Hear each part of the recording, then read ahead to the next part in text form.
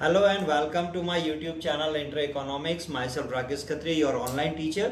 और एक अपने बचपन की छोटी सी एक घटना मैं आपको बताना चाह रहा हूँ। जब हम छोटे बच्चे थे, खैर बच्चे सभी छोटे होते हैं, लेकिन मैं भी जब छोटा बच्चा था तो एक महिला हमारे घर आती थी और वो अपने साथ कुछ टोकरी में बर्तन लेके आती थी। तो हमारे जब वो महिला आती थी तो हमारी माताजी अपने घर में जो भी पुराने कपड़े होते थे, पुरानी साड़ियाँ, कपड़े वगैरह, वो उसको देती थी और फिर उनका एक सौदा तय होता था। उस सौदे में उन कपड़ों के बदले वो हमें से कहती थी कि इन 2-3 आइटम्स में से आप कोई भी एक बर्तन चुन लीजिए। तो इस तरीके से उस समय भी जो है एक एक्सचेंज होता था गुड्स का, कि साड़ी के बदले बर्तन मिल जाते थे। तो it was an real and live example of barter system जो हम पढ़ने वाले हैं आज। आप समझ ही गए होंगे, वस्तु विनिमय प्रणाली, और इसको देखते हैं। आइए शुरू करते हैं।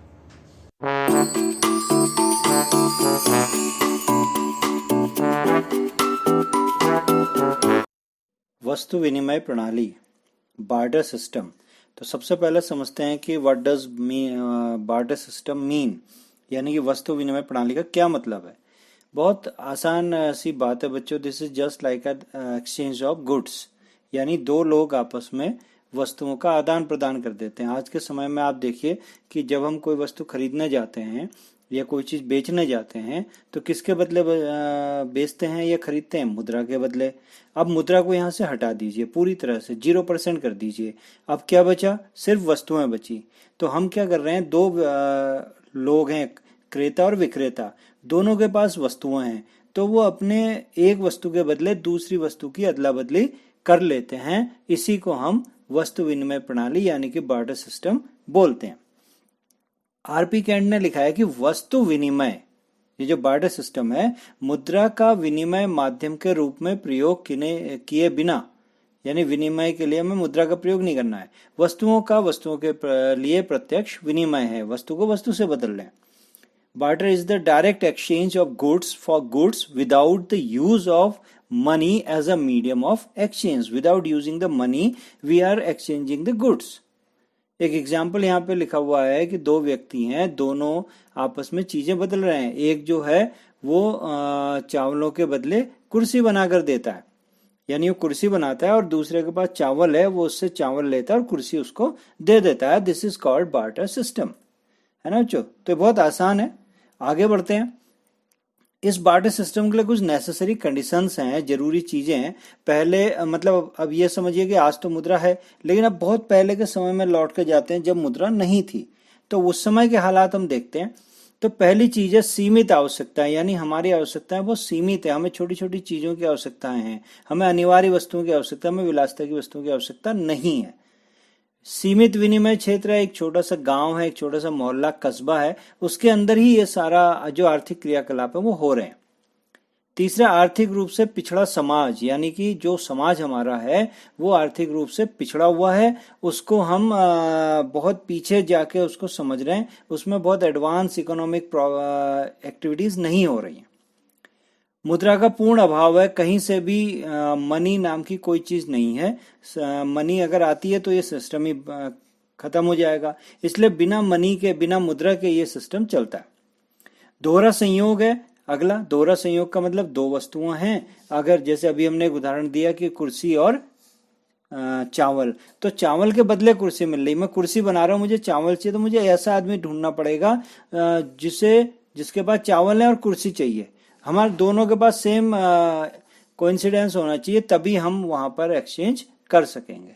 लास्ट है यातायात के साधनों का अभाव, नो ट्रांसपोर्ट फैसिलिटी, क्योंकि हमने पहले ही क्या कहा कि सीमित विनिमय क्षेत्र है। अगर ट्रांसपोर्ट होगा तो विनिमय क्षेत्र बढ़ जाएगा, है ना, फिर बहुत सारी चीजें इसमें इन्वॉल्व हो जाएंगी। तो जैसे पुराना जमाना था कि यातायात होता नहीं था, छोटे से गांव में लोग आपस में चीजें बदल लेते थे, वो चीज यहाँ पर हो रही। चलिए आगे बढ़ते हैं। अब हम देख रहे हैं यहाँ पर इस बार्टर सिस्टम, यानी जो हमारा ये वस्तु विनिमय है, इसके क्या लाभ हैं, means the advantage of barter system. कुछ फायदा भी होता था या नहीं होता था। तो सीधी सी बात है कि बच्चों ये बहुत ही सरल है, सिंपल है ना। बच्चे चीजों को समझना बहुत आसान है। हमें क्या करना है, वस्तु, दो बच्चे हैं, उन्होंने कहा कि भाई मेरे पास पेंसिल है, तेरे पास रबड़ है, उन्होंने पेंसिल और रबड़ को आपस में एक्सचेंज कर लिया, ठीक है। तो ये क्या है, बार्टर सिस्टम, सिंपल प्रोसेस है। दूसरा आपसी सहयोग मीन्स म्यूचुअल कोऑपरेशन। जब लोग इस तरह का काम करते हैं तो उनके बीच में आपसी सहयोग बढ़ता है, वो एक दूसरे को हेल्पिंग नेचर लेके एक दूसरे के साथ आते हैं, है ना। किसी को कोई चीज चाहिए तो दूसरा जब तक उसके लिए सपोर्टिव नहीं होगा तब तक ये काम नहीं होगा।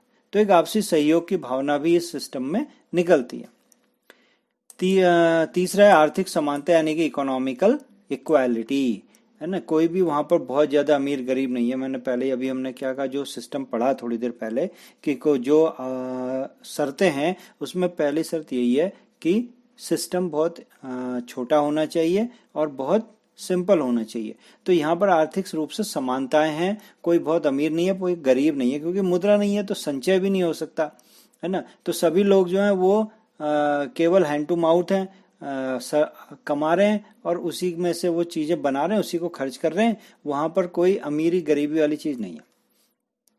लास्ट स्फीति एवं अवस्फीति से बचाव यानी save from inflation and deflation. न तो वह इन्फ्लेशन है न डिफ्लेशन है, क्योंकि स्फीति या अवस्फीति किसकी वजह से आती है, मुद्रा की वजह से। तो मुद्रा ही नहीं है तो कोई भी स्फीति या मुद्रा स्फीति या किसी कोई भी इस तरह की कंडीशन नहीं आनी है। आगे चलते हैं। अब इसकी कठिनाइयां क्या हैं, है ना। अब जो है ये सिस्टम नहीं है, अब आपको ये सिस्टम नहीं दिखाई देता, यानी इसमें कुछ डिसएडवांटेजेस थे, कुछ कठिनाई थे जिसकी वजह से सिस्टम बंद हो गया। तो देखते हैं। सबसे पहला संयोग है दोहरा संयोग यानी डबल कोइंसिडेंस। सबसे पहले मैंने आपको बताया कुर्सी और चावल, है ना। मेरे पास कुर्सी रखी है, मुझे चावल चाहिए। एक आदमी आता है, कहता है चावल लेना है, मैं कहता हूँ हाँ। वो कहेगा क्या देते हो, मैं कहूँगा कुर्सी देता हूँ। तो वो कहेगा नहीं भैया हमें कुर्सी नहीं चाहिए, मैं तो चावल के बदले दाल मांग रहा था। तो मेरा उससे लेन देन नहीं हुआ। फिर दूसरा एक और आया, बोले चावल चाहिए, मैंने कहा हाँ चावल चाहिए। तो उसने कहा भाई चावल के मुझे जो बदले जो है मुझे किताब चाहिए। मैंने नहीं भैया मेरे पास तो कुर्सी है। तो उससे भी मेरा लेन देन नहीं हुआ। तो इस तरीके से जब तक मुझे ऐसा आदमी नहीं मिलेगा जो मेरे साथ दोहरा संयोग बनाए, तब तक मेरा उससे लेन देन नहीं होगा। अगली कठिनाई आई क्रय शक्ति का संचय मीन्स वैल्यू स्टोरेज। आज जो है चलिए आज की बात नहीं करते हैं, उसी समय की बात करते हैं। तो क्रय शक्ति जो थी उसको कैसे संचित करें। आज मेरे पास मान लीजिए चावल है, मैं उसे एक्सचेंज करना चाहता हूँ। आज तो मेरे पास कुछ क्रय शक्ति है, भले ही वो वस्तु के रूप में, चावल के रूप में, लेकिन कब तक मैं उसको संचय करूंगा। चावल को बहुत दिन तो संचय नहीं कर सकता, और वो भी उस हालात में जब सुविधाएं नहीं है, पिछड़ी हुई अर्थव्यवस्था है, संसाधन नहीं के बराबर हैं, तो मैं कितना चावल स्टोर करके रखूंगा, है ना। मेरे पास बकरी है, मैं उस बकरी को एक्सचेंज करना चाहता हूँ, मेरे पास उसको दोहरा संयोग नहीं मिल पा रहा है, मुझे बकरी को कंटेन करना पड़ रहा है, संभालना पड़ रहा है, तो मुझे उसको खिलाना पड़ रहा है, मुझे उसको पालना पड़ रहा है, तो मेरी तो क्रय शक्ति कम होती जा रही। तो क्रय शक्ति का संचय नहीं हो पा रहा था। तीसरी कठिनाई थी मूल्य का मापक मीन्स यूनिट ऑफ वैल्यू, कि जो वैल्यू है उसको किस यूनिट में आप मानेंगे, है ना। मेरे को चावल चाहिए, दूसरे का कुर्सी है, चावल का मूल्य कितना होगा, कुर्सी का मूल्य कितना होगा, क्योंकि दोनों अलग अलग कॉमोडिटीज हैं, अलग अलग वस्तुएं हैं। तो how to find the value कि ये कितने का और ये कितने का, उसकी क्या यूनिट होगी, क्योंकि जब तक सेम यूनिट नहीं होगी तब तक हम चीजों को अदल बदल नहीं कर सकते। आ रहा है समझ में। अगली कठिनाई है छोटी बड़ी इकाइयों की अनुपलब्धता, डिविजिबिलिटी ऑफ यूनिट। अब मेरे पास एक बकरी है ना। अब बकरी के बदले मुझे जो है एक पेंसिल लेके आनी है बाजार में।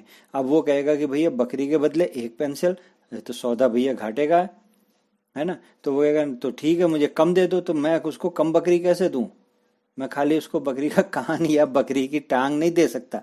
तो उसमें यूनिट, उसकी छोटी यूनिट नहीं है, ठीक है। अनाज और गेहूं चावल की तो छोटी यूनिट हो सकती है, लेकिन सारी यूनिट्स की नहीं हो सकती।